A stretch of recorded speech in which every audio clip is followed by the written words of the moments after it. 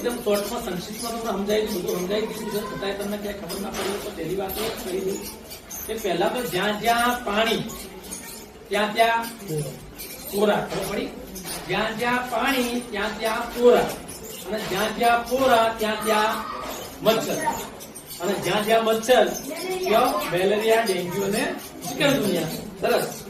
જ્યાં જ્યાં પાણી ત્યાં ત્યાં કોરા, અને જ્યાં જ્યાં કોરા ત્યાં ત્યાં મચ્છર, જ્યાં જ્યાં મચ્છર ત્યાં ત્યાં ડેન્ગ્યુ, મેલેરિયા અને ચિકનગુનિયા. બરાબર. તો આના માટે આપણે જ્યાં જ્યાં પાણી જવું ત્યાં જગ્યાએ જો ડંકાય એ વસ્તુ ઢાંકી રાખવાની, હવા સાંકળથી દર અઠવાડિયે પાણીના પાત્રો ખાલી કરવાના, દર અઠવાડિયે સાફ કરી સૂર્યપ્રકાશમાં સૂકવી ત્યારબાદ એને પાણી ભરવાનું.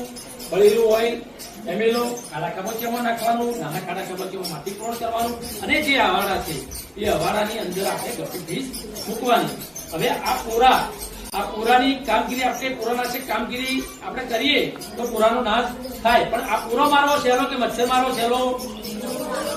એક મચ્છર કેટલા ઈંડા મૂકે? 150. એક મચ્છર 150 ઈંડા મૂકે. એના ગાઈડલાઈન પ્રમાણે, જીવન ચક્ર પ્રમાણે 9મા 10મા દિવસે 150 મચ્છર થઈને ઉડી જાય. તો તમે એક મચ્છર મારો એના કરતા તમે આ ગઢીમાં સાફ કરી નાખો તો તમે દર 150 મચ્છર મારે બરાબર છે. આવી 4 ગઢી હોય તો 4 ગઢી પ્રમાણે 700 મચ્છર મારે પ્રમાણે છે.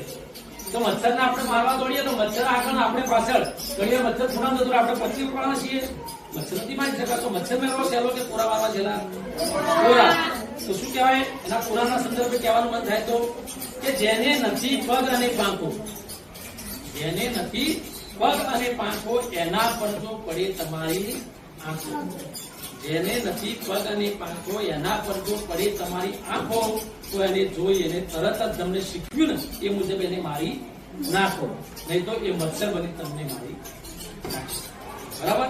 આ કાર્ય થાય. બીજું આ ગપ્પી નાખ્યા પછી ગપ્પી આનું પુરારક્ષણ કામગીરી કરે.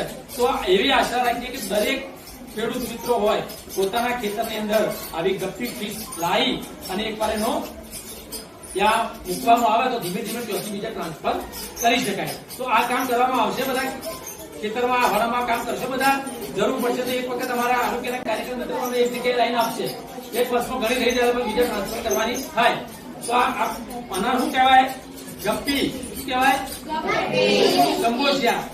બરાબર. અને એના માટે શું કહેવાય કે ગંબોસિયા છે મારું નામ.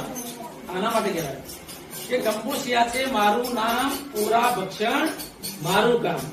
ગંબોસિયા છે મારું નામ, પૂરા ભક્ષણ મારું કામ. ભરેલા પાણીમાં મને નાખો, મલેરિયા, ડેન્ગ્યુ, ચિકનગુનિયાથી છુટકારો પામો. એટલે આ રીતે આપણે પ્રયત્ન કરવાનો અને આ રીતે આપણે મચ્છરની ઉત્પત્તિ થતી અટકાવવાની. હવે પ્રશ્ન આવે, આટલું બધું કર્યું, આટલા બધા પ્રયત્નો કર્યા, બધું કર્યું, પણ છતાંય ક્યાંક ખૂણા ખોતરની અંદર, કારણ કે પાણી એક એવી બાબત છે, મચ્છર એક એવું છે હંમેશા પોતે ક્યાં જન્મ લેવો એ પાત્ર શોધતું હોય. ઘણી વાર અંગાર હોય, પાણીનો પ્લાસ્ટિકનો કપ હોય, આપણે ક્યાંક પીન ફેંક્યો હોય તો આટલા પાણીના અંદર પણ મચ્છર એકદમ મૂકે અને પૂરા થાય. તો આવા અનાયાસે જે મચ્છરો ઉત્પત્તિ થઈ ગઈ છે, આવા મચ્છર બન્યા પછી શું કરી શકાય એની માટે હવે કશું કહે થાય નહીં. શું થાય? મચ્છર તમારા ઘરમાં હોય તો પહેલું કામ શું કરાય? એક વસ્તુ હંમેશા માટે યાદ રાખો, મચ્છર તમારા ઘરમાં ક્યારે પ્રવેશે? એક વગેરેમાં એક સૂર્યોદય અને એક સૂર્યાસ્ત. વહેલી સવારના, તમને જોવું વહેલી સવારના સૂર્યોદય થાય પહેલા તમારા ઘરના બારી બારણા તમે ખોલશો ને બધા મચ્છર અંદર આવી જાય. બીજું સૂર્યાસ્ત સાંજના ટાઈમ તમારા વાઈફ, તો તમારે શું કામ કરવાનું? વહેલી સવારના અને સૂર્યોદય અને સૂર્યાસ્ત પહેલા પોતાના ઘરના બારી બારણા બંધ રાખવાના. બીજું ઘરના બારી બારણા જો આ વેન્ટિલેશન છે, પહેલાના જમાના બધા હતા વેન્ટિલેશન, હવે નથી જોવા મળતા. ખાસ આ જૂના સિસ્ટમ છે. બારી બારણા વેન્ટિલેશન વાળા રાખવાના. ત્રીજું, આખી બોયના ચોમાસાના ઋતુમાં કપડા પહેરવા, આખી બોય. ચોથું, બીજું શું થાય? કદાચ ઘરમાં મચ્છર આવી જાય તો આના આધાર શું છે? આ શું છે? મચ્છર રેકેટ. જોયું બધાય? કાપ અવાજ આવે, તમને લાગે દેખાય ને મચ્છર, પણ તમે આમ ફેવરો એટલે 2-3 મચ્છર મરી જાય હોય ને. આ મચ્છર રેકેટ વસાઈ લેવાનું. રાત્રે ઊંઘતી વખતે ઘરના બારી બારણા બંધ કરી બતાવજો. હા, બતાવો. જુઓ હોય ને, આ મચ્છર રેકેટ વસાઈ લેવાનું. રાતે ઊંઘતી વખતે ઘરના બારી બારણા બંધ કરી બતાવજો. હા. પકડી બતાવ.